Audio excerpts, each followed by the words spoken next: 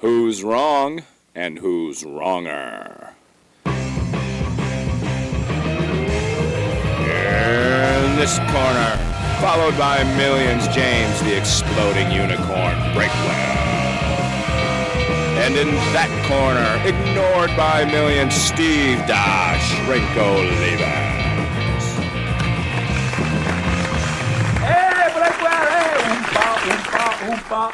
Welcome to the Oktoberfest in May. We got the, the bratwurst here, and we got the Heineken here, and it is a, oh, there's not quite a head on it.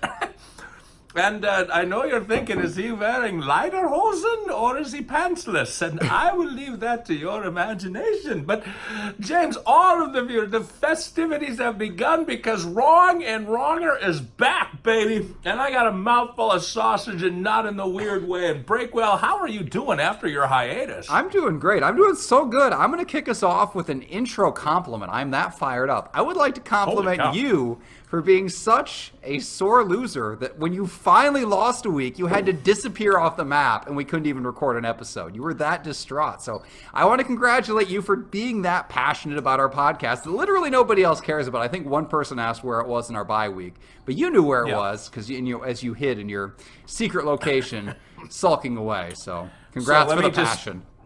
Let me summarize just to make sure I understand what it is you're saying here. Your compliment to me is that I was distraught and refused to do the podcast. No, you're framing it wrong. My compliment is that you live and die by this podcast. You got passion, Steve. It just so happens in this one particular instance, you channeled it poorly and went away and hid. Wow. Yeah. It happens. I understand. I'm a little taken aback at the ferocity of your compliment. It's I'm just as a little more passionate as you are. insulting than usual this week. Wow. Well, it's that kind of gamesmanship that you can expect from the always pleasant to be around Dr. James Breakwell. What? And the good-looking and Dr. James Breakwell, I got upgraded. Well, it's a doctor of, I can't use bad words on the podcast. It's funny how people notice when I say a little damn or a little hell somewhere in there that apparently your people are all made out of like styrofoam and they start melting in the face of such vulgarity. But yeah, you reached the podcast where we argue about things that mean nothing to anybody, and I really believe it is nobody that these things mean anything to, but a lot to James and I, and that's why we keep coming back every week, because it's not for you, the two people that do kind of meander through every now and again. But James, compliment aside, how are you? I'm concerned. I didn't see you for like 2 weeks. I'm alive. I'm here. You caught me right after, we're getting ready for the triple birthday party coming up, and we were frantically moving things up and down stairs. So if you see me sweatier than usual, that is why. I am horribly out of shape and unsuited for moving anything of any kind. I like the phrase sweatier than usual. Yes. Got to qualify. That seems to apply. You've got a certain baseline level of sweat. Yes. That we've come to accept from you. Yeah. All right. Well, it's been 2 weeks, and there was one thing after the other last week. And don't make this all Dr. Steve's issue, because Steve was not the one who started the ball rolling down the wrong hill. I should be allowed to take a slight delay, I would have even recorded on Wednesday last week. I can go the last minute. I'm clutch under pressure. But you said you couldn't do it. You technical difficulties, because again, hotels don't have phones because you're the only one in America who uses them. And when you couldn't do it Tuesday, you just scratched us. We were just done, and that was okay. Because I thought, hey, that's a week I don't have to talk to Steve. So you know what? I'm not going to complain. I'm not going to look a gift horse in the mouth. I'm just going to enjoy my vacation, and enjoy it. I did. Does my perspective matter at all in this conversation No. that I actually brought up? Not even a little bit. Please continue with your part. No, you know what? You're not worth my point of view. That's the way I look at it. Wow. Does this mean that I have to compliment you now? And by the way, you were spot on accurate when you said one person complained that we didn't put out a Wrong and Wronger last week. 0 people complained that we didn't put out a 10 Minutes to Save Your Marriage. And I don't know what that says about us. You know, a more self-aware podcast host would take that feedback to heart and just stop, but not us. We are still going, not even the slightest bit discouraged. And I'll say this. you had some hurdles to overcome to be here tonight, because literally, as we were counting down into starting this recording, you were yelling at kids off in the background. Yes, usually when we do this, they're asleep. But to accommodate Steve, once again, I'm bending over backwards with this guy. We recorded half an hour early, and my children are awake. And I said, okay, guys, just don't shout out your real names and don't scream and cry. And they are doing all three of those things, like up to the minute this podcast started recording. So we'll see how this goes.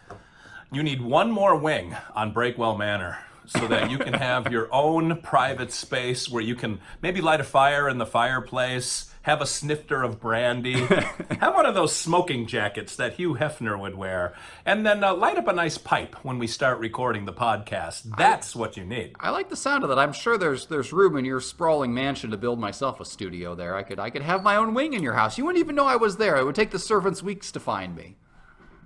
There is some truth to that.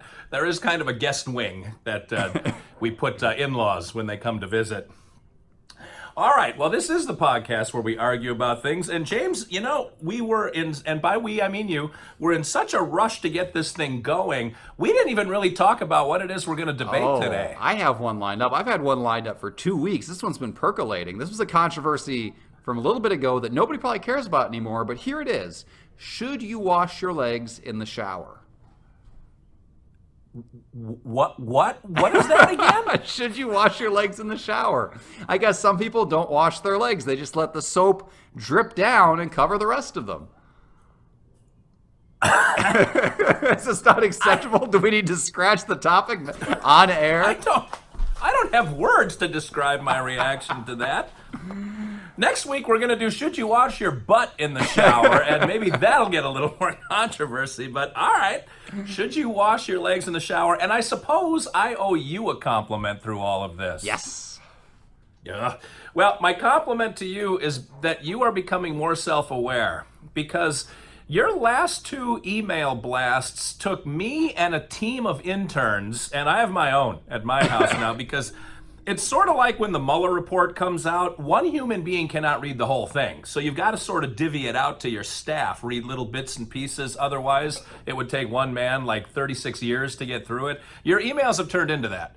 And you did at one point in this last one say something to the effect of how long these emails are getting. And I thought, well, I'm not the only one.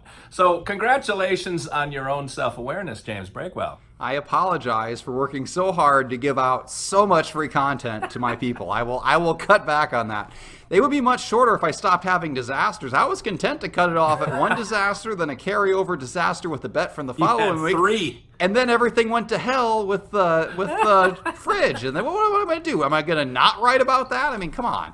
Took up my whole Sunday. I had to delay, and I had to explain why I couldn't get it out on time. And by then, I was taking up my entire Monday, my Memorial Day, when I should have been relaxing and grilling, and I was writing so I could have you and your team of interns complain about everything I have produced, because that is who I am. I am as selfless with that email as I am with these podcasts that nobody listens to. That's just the kind of guy I am. And I remember at some point when my eyes started spinning like slot machines, thinking to myself, Breakwell could have divided this and done a full column 3 different weeks, because there were 3 disasters that you mentioned. But I thought there's going to be 16 disasters between now and 2 weeks from now. Mm-hmm. And so if he just keeps tabling these, he's going to have a backfill that'll take us until the next millennium. That's exactly what I was afraid of. And next week with the triple birthday party, I mean, that's going to be like a 4-part adventure at least. So that'll be epic. We'll see if I'm even alive next week to record this podcast. Oh, we can only hope. I mean, that you'll be alive. You know, of course, yeah. All right. Well, hey, by the way, yes, you can't see this, and I was going to send you a picture of it ahead of time, but I ran out of time. My cup has been assaulted again by baggage handlers. The first time it was by Delta baggage handlers in Canada. That broke off the handle. Canada? Now the cup has, yeah. They're supposed to be nice. Come on. I know, but they're used to wrangling moose and stuff up there. Now, American Airlines in Northwest Arkansas baggage handlers broke a big chunk out of the body of the mug. This mug is just being assaulted. What is left? So apparently, half of our logo, and unfortunately, a little bit of you is still left. So we still have all of me, of course, but they knew who they were after. They knew who to cut out of the equation. Well, I feel like this is symbolic of my escape. Like, I'm glad that I broke free. The baggage handlers knew we needed to be separated once and for all. So this is a sign, but maybe after this week, because I'd really like a second win in a row. I'm feeling this one. All right. Well, do you wash your legs or not in the shower? Because obviously, people have been talking about this for eons. What do the two sides of the Guam quarter represent for you, James Bregwell? Heads, wash your legs. Tails, don't wash your legs. All right. Should be double-headed coin here, but all right. So it is heads. So you have wash your legs. Great. I have don't wash your legs in the shower. That's a completely defensible position. Thank you for that. I could defend it. I'm sure he'll find a way. But I'm not going to spoon feed you your arguments. You've had enough success on here with Which those you faulty tend to positions. do on these weeks. So I think it's pretty obvious that when you go in a shower, you should wash your entire body. You don't just wash part of your body. You don't just stop. Like, oh boy, I don't need to wash my legs. They're like, well, it depends. I mean, you're the size of an Oompa Loompa, as your intro alluded to. So I mean, for you, your legs are a very small percentage. But my legs are like I am the Shaquille O'Neal of Oompa Loompas. Thank you very much. I have my legs are like over half of my body, so I need to wash them. That's a lot of surface area. That's a lot of stench. That's a lot of sweat, and I can't have secondhand soap from the rest of my body. I got to hit it directly with fresh soap or with a washcloth. Wow. I mean, if you rely on the soap from the rest of your body to roll down to your legs, it's taking all that grime with it. It's just recoating your legs. I mean, the only appropriate way to take a shower is to start at the top, work your way down, showing and shampooing as needed, and then, oh, here comes a pig. And then what you do You got a weird is you shower routine, wash but your all right. legs at the bottom. She's just walking up behind me. That's one of the other perks of doing this a little bit earlier. You get to see the nighttime ritual of the Breakwell household as the animals gradually migrate their way upstairs to join the other animals. All right, but that's my spiel. You wash your legs. It's just common sense, and that's why when you heard there was something other than washing your legs, you were stunned to silence. You tipped your hand too early before the Guam quarter of fate weighed in, and I think you're in trouble this week. No, because James, I'm all about efficiency. You know me. I live my life like on the razor's edge. Like when we record, I'm on the road. I got 3 podcasts. I do play-by-play. I got my practice. Like I got a lot going on. And so if I can save those precious few minutes from leg washing, I am all in on that kind of thing. Plus, we're saving Mother Nature. And we've talked about how saving the earth seems to be a priority for your generation. My generation's going to step up. We're not going to waste soap anymore. That to do that little whistle with the Irish Spring commercial, like I click my heels together because all that soap is running down my legs, and it's like the scrubbing bubbles. All you got to do is spray it on the walls, and as they move down, they are cleaning and doing all the work for you. So the soap is muscling through all those oils going down, and we're tipping our cap to Sir Isaac Newton. With every time we use gravity, we remember him fondly and his theories and the way that he added to the scientific pool of knowledge. But I'm going to also say, James, when we triage our body in the shower, and I know that you take a lot of time going through this because, you got a lot of body there. It's mostly leg and not a lot else. But the point is that I'm going to go after the important parts first. Like the big debate, should you wash your butt in the shower? The answer is yes, and you should do it first. Because if you have time to wash anything, that's where you're going after. And then you got armpits are kind of next. And then you got groin. And then you got face maybe. But you can wash your face with a washcloth standing in front of the mirror, in front of the sink. But everything else is just sort of incidental. I don't know how sweaty and disgusting your legs get. I'm guessing on the big Richter scale of disgust, you might just barely move that needle on your legs. Butt is going to tip it out. Like you're in the red zone with the butt. And everything falls between legs and butt. So as long as legs are on the low end of the scale anyway, why waste time? You could be curing cancer, but instead you're washing your legs. And I'll give you one last argument, and then I'll turn it back to you. But half the population already doesn't need to wash their legs because they shave their legs. Women are going to shave their legs, and all of that just pulls all the oil off, and your legs smell clean like whatever product you use to shave with. Plus, you probably lather a little bit of baby oil on it afterward. You're fine. You're good to go. The rest of the day opens up like an oyster for you. That was a lot of words to say nothing. But let me ask you this, Steve. Let me ask you one prying, disgusting question that I absolutely don't want to know the answer to, but I'm going to ask it anyway. What's the cutoff? If you don't wash your legs, But where do you draw the line? Where's your soap line, the dividing line where no soap shall pass south of this point? Where is that for you, Steve? Mid-thigh. Mid-thigh. Okay, that's where it's a hard line. You have it like tattooed on there with a dotted line. No soap shall pass.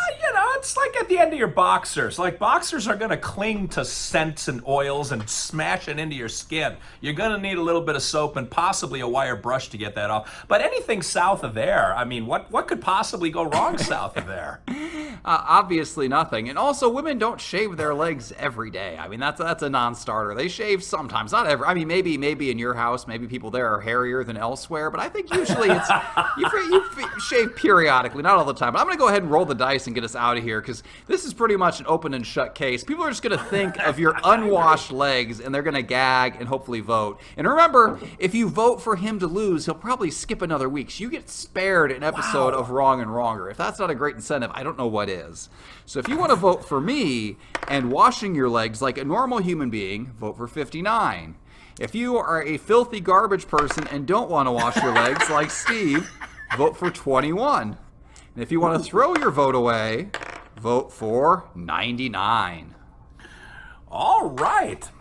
So if you vote for James, you're almost into Social Security age. If you throw your vote away, you're like Methuselah. But if you want to hit that sweet spot, that bullseye in life, 21, where everything opens up, now you can drink, now you can vote, now you can drive, now you can do anything you want. You can gamble at 21. Remember 21. It's the ideal place to be.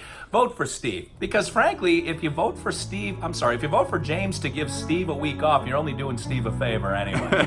So, until next week, where we will again debate one of these topics that James is going to be sitting on for a while because he's the only one that thinks about this stuff. This is Steve Olivas, Dr. Steve, for James, the exploding unicorn Breakwell, saying thanks for watching, thanks for listening, and remember, 2 wrongs can make a right.